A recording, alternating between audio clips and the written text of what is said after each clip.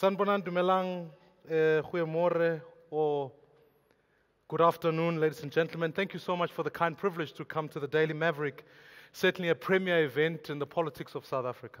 And I think it's my greatest privilege to be able to address you today. And I think it's quite ironic that we gather here today to discuss the events of the upcoming ANC's elective conference. And in fact, none of the ANC's candidates are here. I think, as the sponsors would say, I suspect they chickened out, but it's a whole. But ladies and gentlemen, I'm actually equally so not as surprised that Cyril Ramaphosa is not here. Because after all, his New Deal is in fact DA policy. And in fact, so it would be deeply unfair to give the DA two speakers at such a morning session. So I thought I should just put those out so that you understand what happens to liberation movements. Ladies and gentlemen, we find ourselves in a unique time in our country and certainly in the continent. Here we are, opposition leaders, civil society, business leaders, talking about the future of the ANC with no ANC in sight, apart from a couple of dissenting voices. And I think, is an accurate metaphor of what we stand for. If we truly want to draw the correct metaphor, I think it's best for us to not look far, but to look at what's happening up north in Zimbabwe. Because in truth, the story of Mugabe's ZANU-PF is precisely the same story of Zuma's ANC.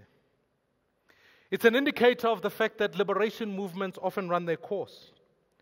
They fulfill their purpose by defeating unjust regimes, but then almost invariably end up on the wrong side of history.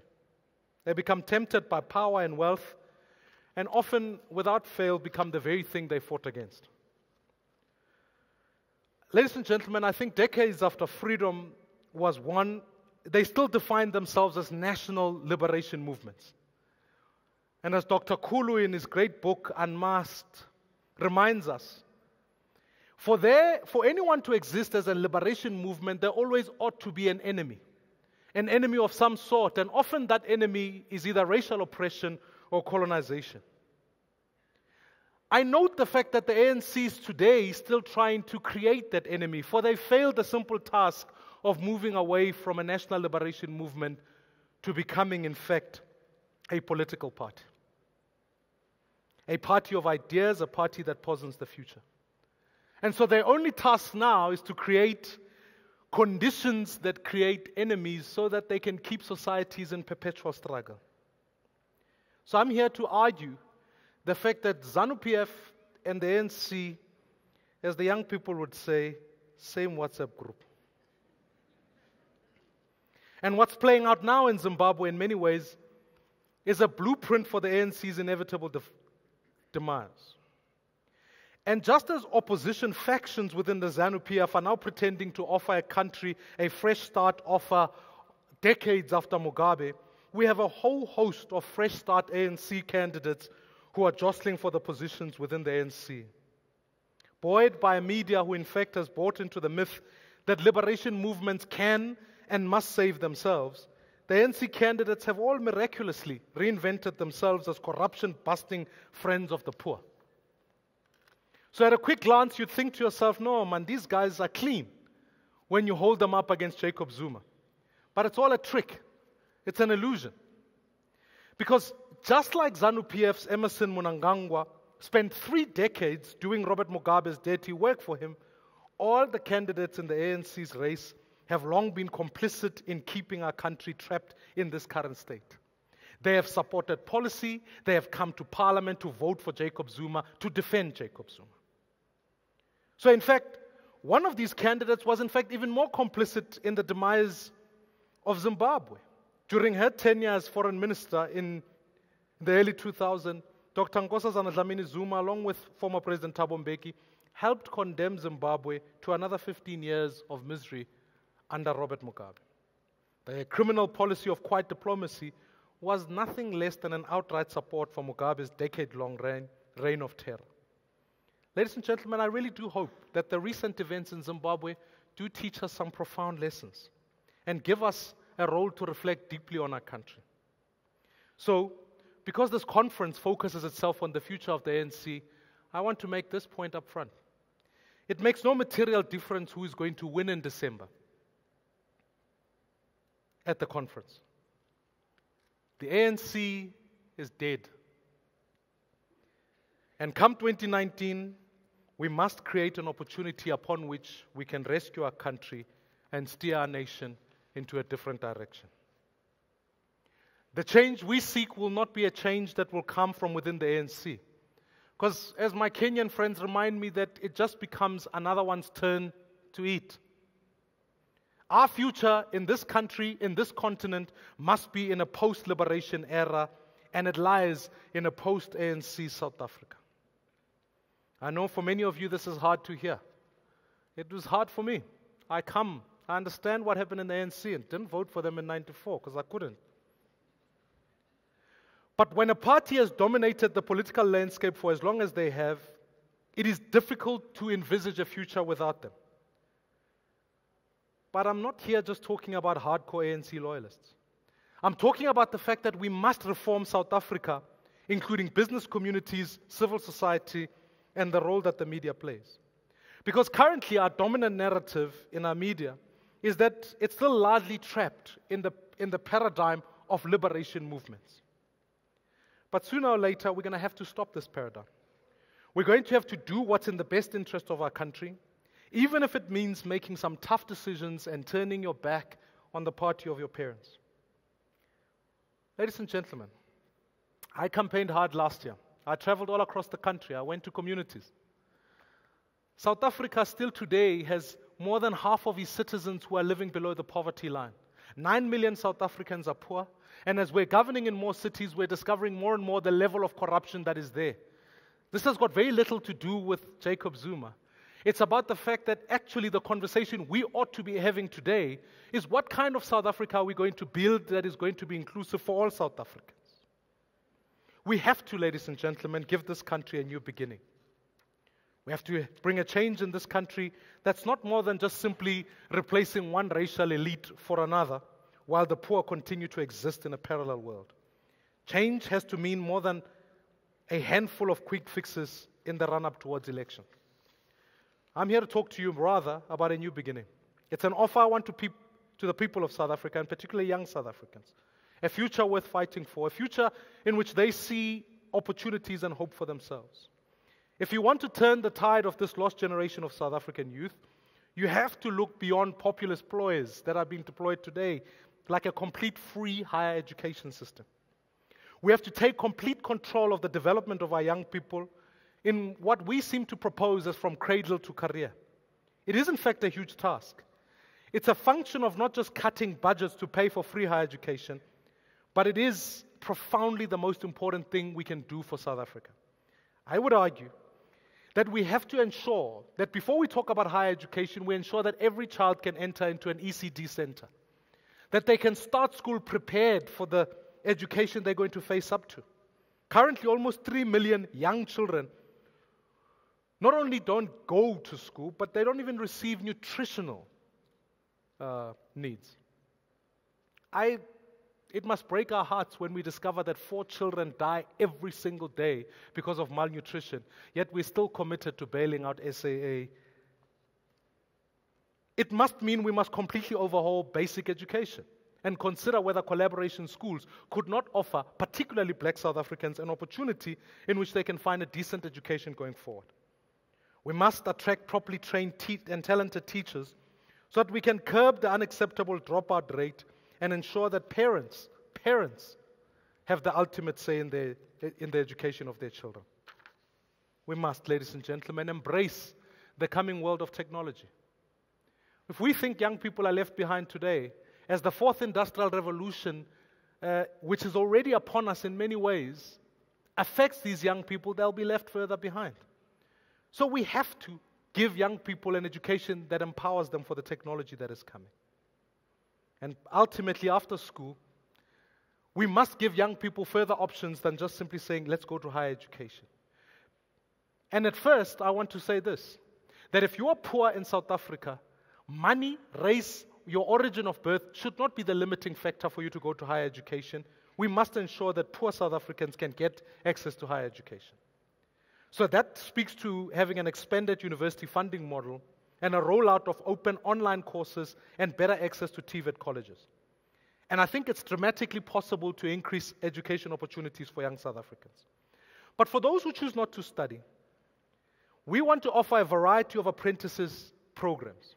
I want to offer a national civilian service for a year where they can be on-the-job training for young people, give them a year where they can have the decency of work, and ensure that all throughout the country we can roll out national job centers that will present options for particularly young people. I think this is the scale of intervention that is required, because if we simply don't, we're going to smooth over the cracks and put stopgap measures year after year, and I run the risk of losing an entire generation and a country that may never recover from it. But this is just half the job. The second half is about creating an economy that can offer work opportunities for these young people. We must rebuild a growing, modern economy that can absorb these young people into the workforce. And ladies and gentlemen, we don't have time, we must do it soon. We must ensure that we talk about an expanding, inclusive economy. Can't just be wishful thinking, it requires genuine interventions. And I believe it can be done. And I believe our economy can be reignited to reach the growth figures that will deliver meaningful jobs. We can make South Africa an appealing destination for not only domestic investment, but for foreign direct investment. And we have to announce again to the world that South Africa is open for business. But to do so, I really believe there are few things. I always say we must look at South Africa in 3D. We must deconcentrate it, we must demonopolize, and we must deregulate our economy. If you're going to achieve this, there are certain commitments we have to make to an efficient, transparent, and pro-poor governance. Commitments that this ANC government has shown over and over again, and yet simply are not prepared to make. And so it has to fall on a new government to do so. I believe South Africa will have every chance of making a full recovery if a new government applies the following principles which I'd like to outline before you. Firstly, we need a capable state. We need a state that will attract quality people to come and work for government. If I did a poll in this room where I believe there are professionals and a variety of people, how many of you set yourself up for the ambition of working for government? I think you'd discover very few. And this is a challenge. We must have the best working for government, not those who are appointed because of party affiliation in a policy called cadre deployment. You see, if we don't achieve that, we're going to ensure that the Guptas or another connected family lay their hands on our wealth because they will have insiders in government on boards of SOEs who will open the door for them. The South Africa we need is for the best candidates in government, and university graduates must be lining up to come and work for the state. They will bring the necessary expertise to run departments and ensure that we can move away from patronage politics. Along with that, I think we need to take, secondly, serious steps around fiscal responsibility. I listened carefully to Minister Gigaba's midterm budget statement on how far tax collection missed its target. If we seriously want to close this gap, we're going to have to make some hard decisions on spending. We cannot simply tax ourselves to wealth. No country is able to do that. So this includes trimming, in fact, our bloated government. By OECD figures, South Africa has got the highest public sector wage bill in comparison to other countries. We have to reduce the number of ministries and deputy ministers that exist. It can't be that we secure deputy ministers more than we do our own borders. So ladies and gentlemen, we have to cut government, and I believe we can reduce the number of ministries for between 15 and 20 and ensure that we run a very capable government. It also includes the fact that we must deconcentrate our SOEs. These companies were designed for public benefit, not for a few, and are costing us an immense amount of money.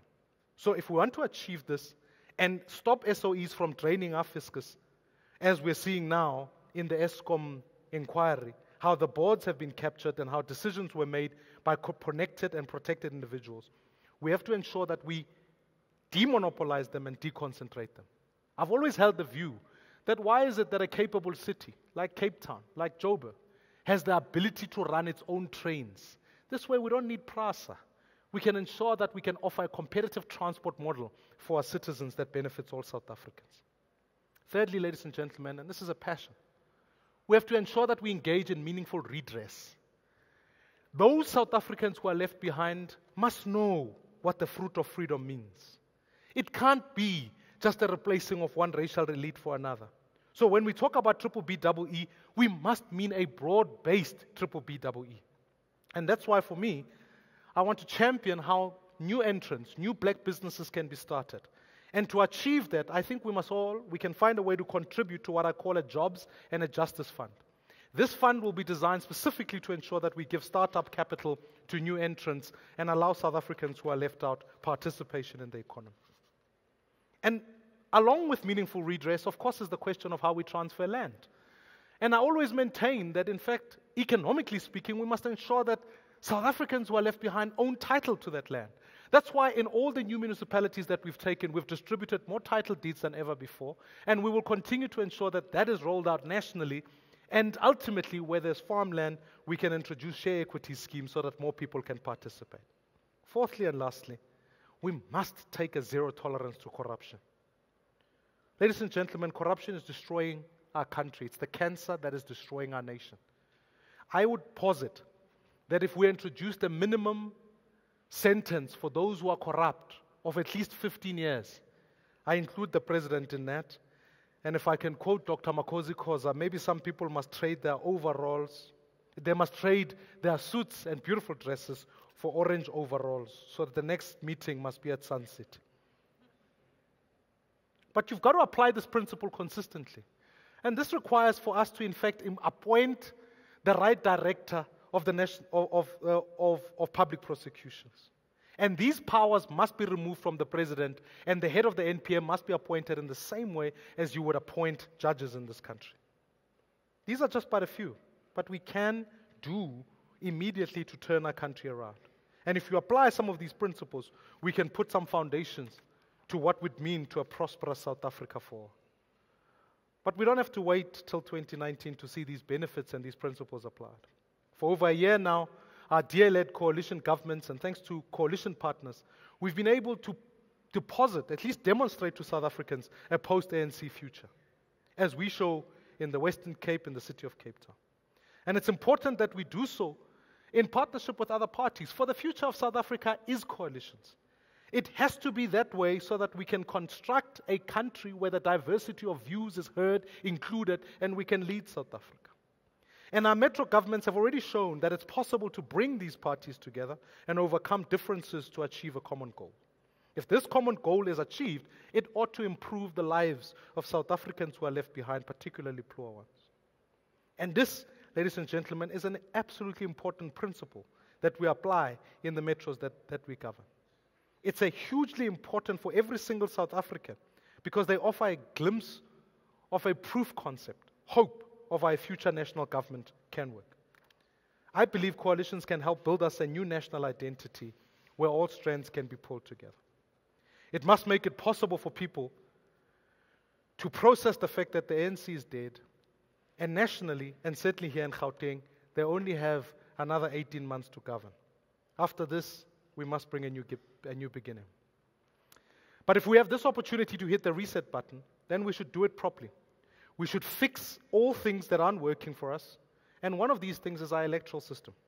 I worry about the elections in 2019, but beyond that, I think we must reform the fact that people can't depend on their party for their jobs. I believe it's time now to talk about a better way of electing public representatives. Perhaps, as Van Zyl Slabb had argued, the introduction of a hybrid electoral system, part constituency and part proportional system, makes MPs directly accountable to voters. But I want to take this a step further. Should South Africa not be considering a direct election of the president? If we do that, that means the president is always accountable to the people, and we don't have to depend on a party to fix itself, as our Zimbabwean brothers and sisters are learning the hard way. We have to adopt these things if we're going to see a new beginning. So in closing, I want to say, whatever happens at Nasrec next month is immaterial. No new leader will change what the ANC has become. It'll be business as usual. It'll be someone else's turn to eat. And if you look at the recent provincial congresses, the handover of eating privileges is not likely to happen without violence, intimidation, or bribery. So while our attention is focused on Zimbabwe and their palace coup, let us reflect on how easily their military chose sides and became involved in the ZANU-PF faction fight. This is not a natural evolution of a party dominated by corruption. This is a natural evolution for a party dominated by corruption and patronage. And so given that, here at home, the Zuma faction of the ANC already controls not only the Hawks and the NPA, but also state security, it is really far-fetched to suggest that their interests may be defended by force. We are, ladies and gentlemen, experiencing the high securitization of the state and a super presidency without accountability. We can't afford this. So what happens in December could only set the tone of what happens in our country in 2019. It is crucial that our transition to a new government takes place within the protection of law. So if you don't mind, I want to send a message to all those ANC candidates who are standing, because we will have 18 months where the Jacob Zuma project of state capture will still continue, and we can't afford for it to continue. And so to the candidates who should have been here today, I want to say this: if you're serious about sticking your head above the parapet on tough issues, and so that the entire country is not left wondering how you're going to settle those scores, here are a few things that I'd ask you to do as urgent issues right now for each of those candidates. I would call upon all of you to immediately recall Jacob Zuma as President of the Republic of South Africa. I will join you in that motion of no confidence and support the removal of Jacob Zuma.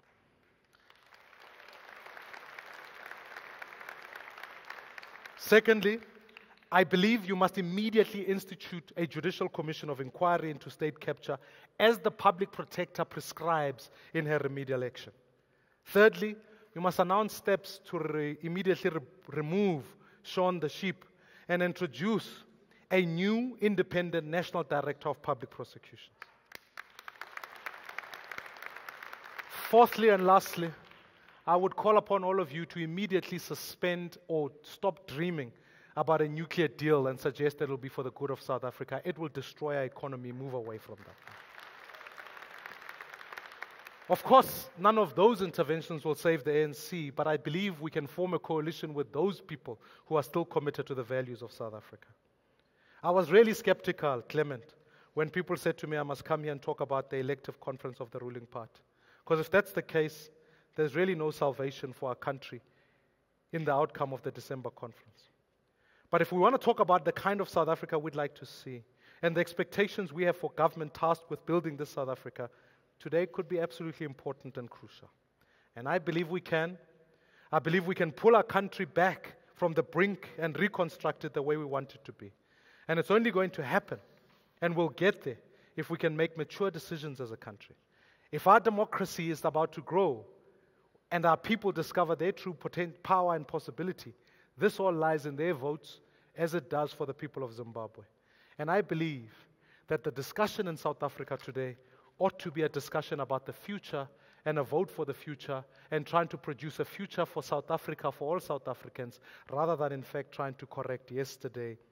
Whilst noting that our yesterday is with us, we have to procure for a future that is coming. I thank you, ladies and gentlemen.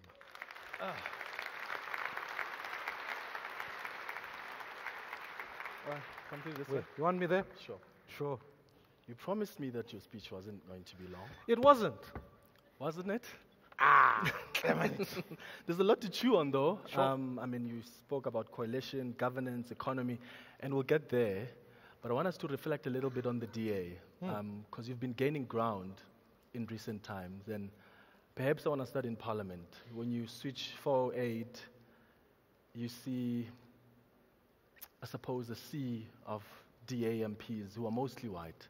I want to ask you, what message do you think that sends to the people of South Africa? Are you concerned about the demographics of the DA in Parliament? Look, as an organization is changing, we must not see this thing out of the context of history. You know, Parliament has a role in society, and it's important. My project is not to replace white people with black people, it's to build a diverse South Africa for all. And therefore, the job that I'm busy with and to achieve that is not to go ahead and set quotas and say, okay, as of next week, we are going to have so many black people, so many white people, and we reflect quotas. What we've got to do is build a very prominent supply side. And so what's happened in the DA? 63% of our public reps are in fact black, if you look at the national picture. 8 of the 9 provincial leaders are in fact black. When you look at even the mayors, the metro mayors that we take, 3 out of the 4 are black South Africans. So what I'm trying to say to you is that as you build the supply side, it will get to a point where in 2019, I believe the picture, as it's a part of the project of my leadership there, is that the caucus at the National Assembly will be far more diverse than what it is now. You can't change it midstream. You've got to accept that this is a caucus that was constituted in 2014.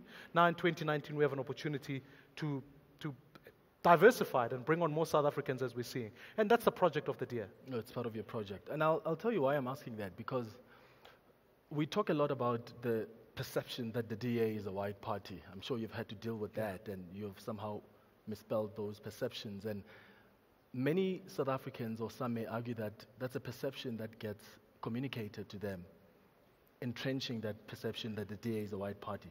There are several other examples, Mmusi. I mean, you still have a DA MP who will talk about painting his face black so that he could qualify for BEE. You have Helen Zille, I know he's no longer serving in the party's leadership structures, who goes and defends colonialism. Surely those are the things that must embarrass you as the leader of the party, and they make you question how serious the DA is about changing the picture, as you say. No, it's a completely serious project. And whilst, in fact, some of the statements you like, I've taken a stance about them, you must recognize that in South Africa we're engaged in a discussion about race. Because our history divided us on the basis of racial lines. No other party deals with this question because, by and large, we've entered into an era where national liberation movements, as a function, will go out and say, we represent a particular race. They've abandoned a vision of a non-racial movement for all South Africans. And when you have that non-racial movement, underpinned by the Constitution that gives the right for people to give expression to their issues, we're going to have these discussions. And we have to sit down and say, you know, when you said that, that's not right. Whether you are black or white, it's not right. Therefore, we must attend to that issue so that we build a reconciled society that continues that project. To suggest that in South Africa today, we are not going to, from time to time, have this conversation would be a misnomer. Because our consensus in '94 was a marriage between races. And from time to time, even in a normal marriage, you are going to say things that offend your partner. But it doesn't mean you must already move for divorce. You must ensure that you clarify that point, build a vision for a non-racial South Africa, and continue to fight for it. And so for me, the project in the DA, if the DA does not succeed in its project of building races together, I am not sure which other political party is doing it. And if we don't succeed, I don't believe South Africa will succeed on this issue. Then why do you still have these members in the DA who take the party back? It would be tantamount to saying, firstly, I don't believe that, for example, Helen Zille is racist. I don't believe that. So ultimately, what I've got to do is say, hey, Helen, I want to challenge your view. Is your view correct on this issue? We disagree, and therefore we'll take action against it. And she will come back and say, as she did, to say, I agree, I was wrong. So in South Africa today, it doesn't mean that, and I'm not saying that, and I say this nationally now, it doesn't mean that in 1994 we switched off all racists and said, abaseko manje. You had people in South Africa who had different views. They expressed different views. And the job of leadership was not to say you are going to open up jails and send them there or whatever. It's to say I'm going to challenge that view. I'm going to construct it. And ultimately, if you then say to me that that person is racist or says a racist thing in the DA, then I'll remove them out the DA because that's part of our pledge. But the conversation, when somebody says something, you've got to ultimately keep challenging views in people so that we can build this reconciled South Africa. Because if we don't, I think it's a risk for South Africa. Okay, and keep them even though they set back the party. Another thing you talk about, I've asked you this question before. I go to a lot of marches by the DA, and it's a flimsy question, but I never really see white people when you are marching on the streets, Mmusi. And I know that one of your colleagues in the DA leadership has written a column to try and explain why that has been the case. What's your view on marches when you organize these projects and marches and you don't see a representation of what you say is the DA at this current moment? Clement, I think the question is poor. And those who are advancing...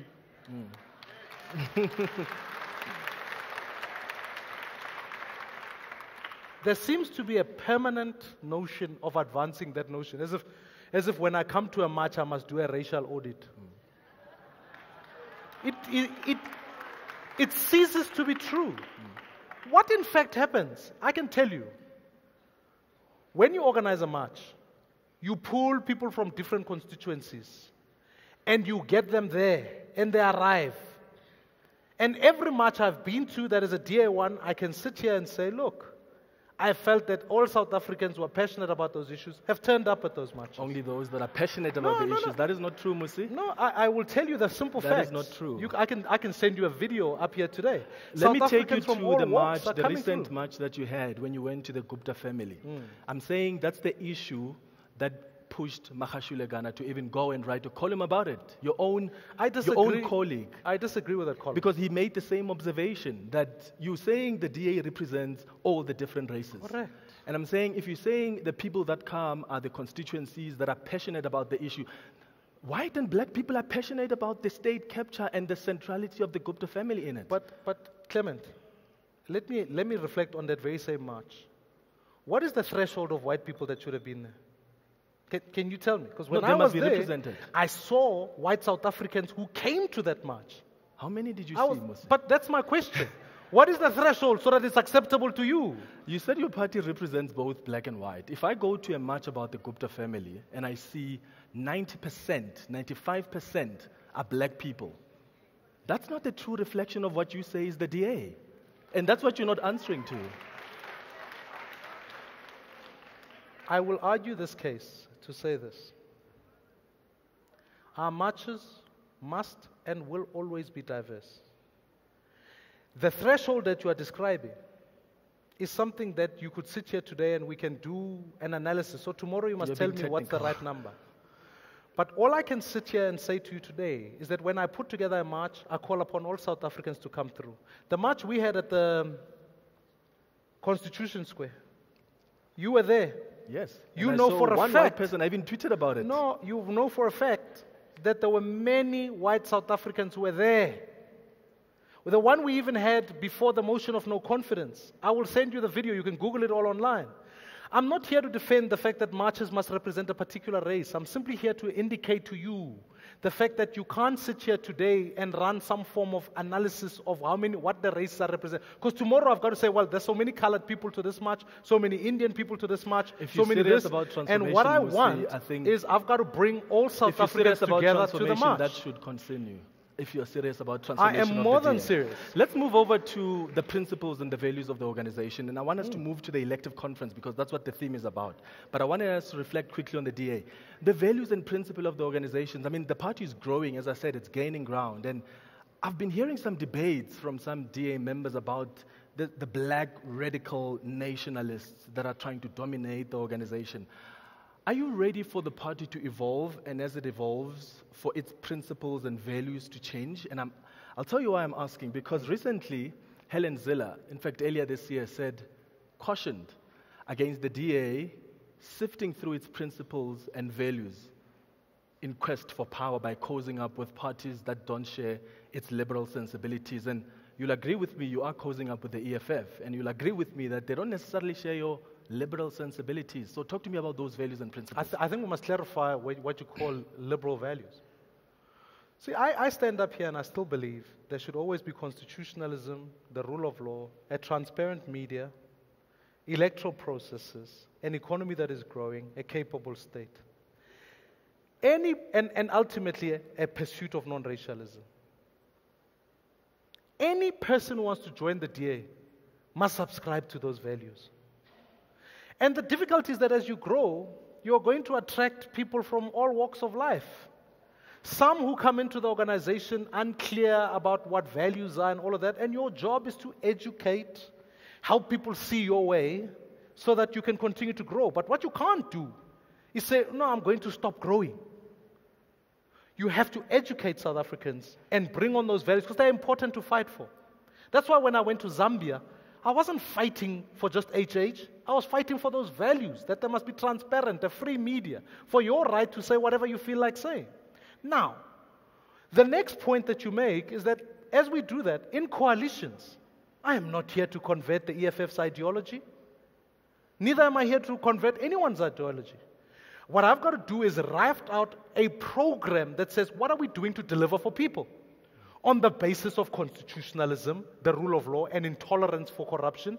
And those things at local government work because you can say to people, here's what we stand for and we're fighting for. And I think across the political party spectrum, there are things we are not going to change of each other.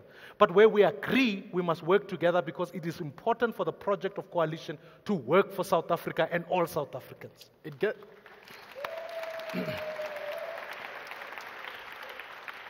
It gets trickier though, Mmusi, when you have to deal with at national government and you have to go into a coalition with the EFF because they've got those 7 pillars, non-negotiable, we have to say, cardinal pillars.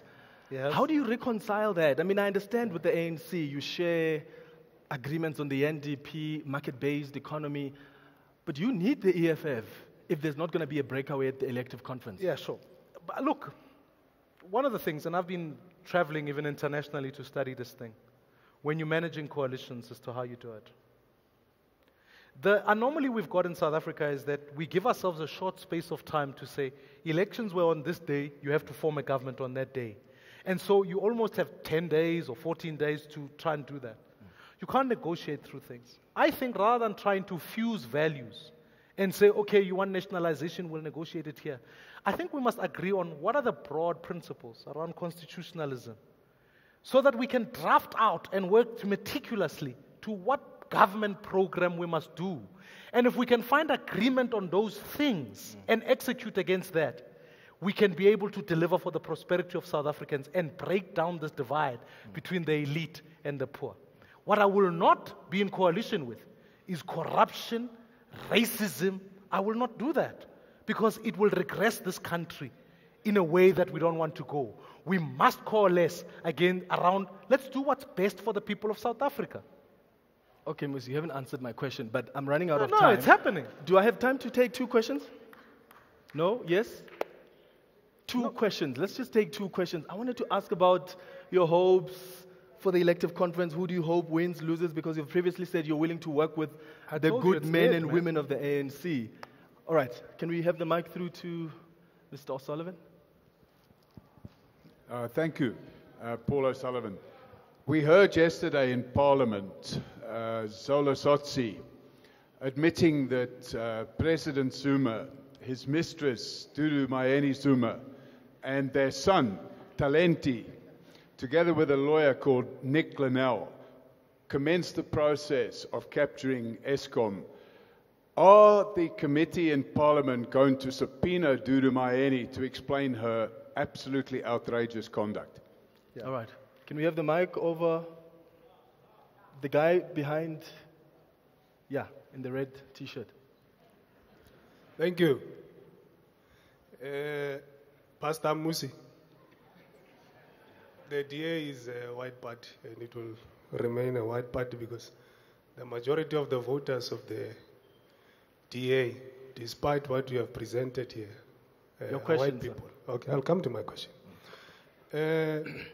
You spoke about the land policy. You said that you spoke about title deeds and share schemes and all of that. But I believe your approach to the land question is fundamentally flawed. Why? Because it does not speak to the historical dispossession of black people. What do I mean? You must first acknowledge the fact that black people were dispossessed their land. That the entire country, as we know it, was taken forcefully from our people. Now, if you are going to approach or seek to redress the issue by speaking about giving people title deeds, and by title deeds you are speaking to these RDP houses, that is not dealing with the land question. So for as long as you don't deal with that, you will remain a white party. Thank you. Just the last one over there at the corner. Just the last one, quickly. Thank you very much. Sebenzile Nkambule here. I enjoyed your answer, Mmusi, about improving supply so that you can actually change the face of what's happening in Parliament. It's a brilliant answer straight from the book of Saru's Philosophy on Transformation. The supply is there. Why aren't people actually making it within? But my question really is around what your gender agenda is. You mentioned two evils that South Africa is dealing with. You said it's racial oppression as well as colonization. I was hoping that you would also include patriarchy, because when you talk about unemployment, when you talk about the worst affected, and Stats SA has the numbers to back this up, women are the worst affected. They're most adversely affected, and black women in particular. Sure.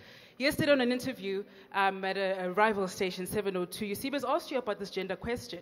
And you immediately went on to talk about, no, women must compete as though the playing field is equal. How is it that you're able to appreciate this factor when it's about race, right? You fully understand that black people don't have, the playing field is not the same. And that's why it was even important for the DA that for Helen Zille's successor to be a black person. Admit it, you like it or not, that is a fact, was important.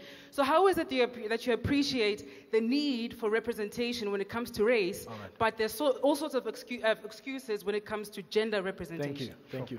Mr. Maimane? I'll be quick. Paul, to your question, there's a list of people who have been subpoenaed to come there, and Dudumieni is certainly not going to be exempt from the process. I'm sure she'll be there, and there are a few other brothers who need to also be there as well. I won't mention them by name, but they should be. The question about land, firstly, your statistics are absolutely inaccurate. I mean, to come here and argue the fact that the people who vote for the DA are white is tantamount to saying that for the DA to achieve the percentage, the electoral percentage it achieved in Tshwane, it would only be on the back of white South Africans. It's a fallacy. It's just propaganda designed to create a particular impression so that you can split the nation on the basis of race and mobilize people on that ground. But to your question about land, certainly you can't depart from Section 25 of the Constitution, because I don't think the Constitution is the problem here. The Constitution gives us the appropriate tools, whether it's about land reform, land restitution, and key to those policies. So when we talk about, for us, private property and individual rights still remains important.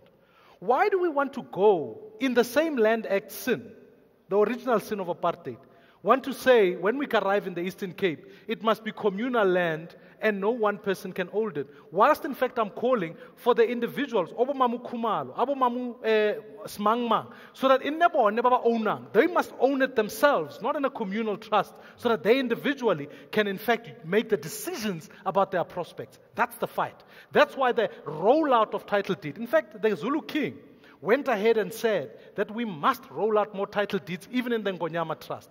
On the economic questions around farms, what I don't want is this notion where, in fact, people say, let's capture a farm and give it to a politically connected person in the ANC. Yeah. I'm saying when we create equity schemes, let the people who work in the land own the land, because they are the ones who know what to do with it. Yeah. But this populist rhetoric will end us up in the same space as Venezuela when we suspend the constitution and simply say, without a land audit, let's just take it and give it without the proper process of constitutionalism.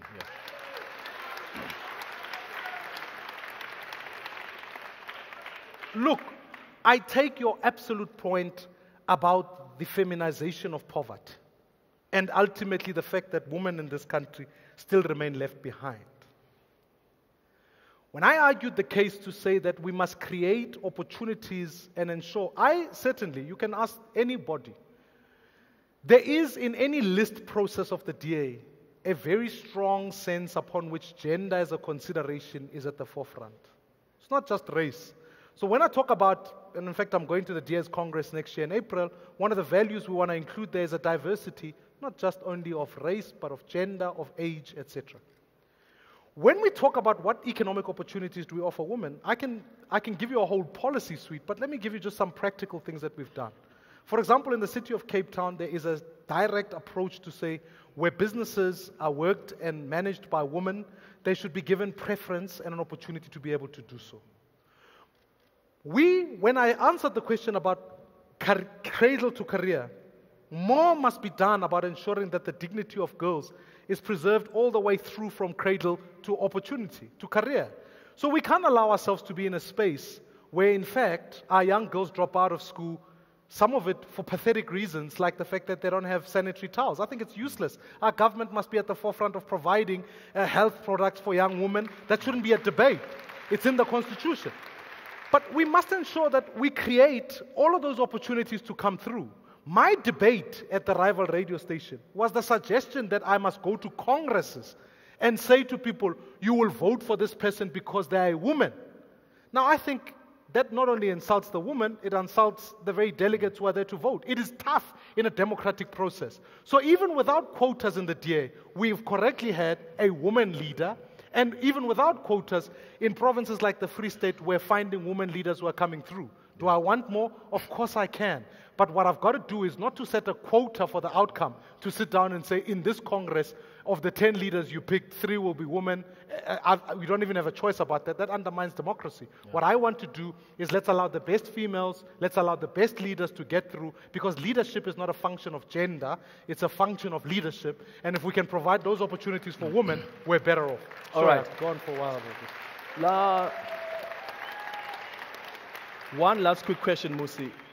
You've previously spoken about how Helen Zille has done an incredible job in moving the DA to make it the official opposition party, and that your task was now to make it a party in government.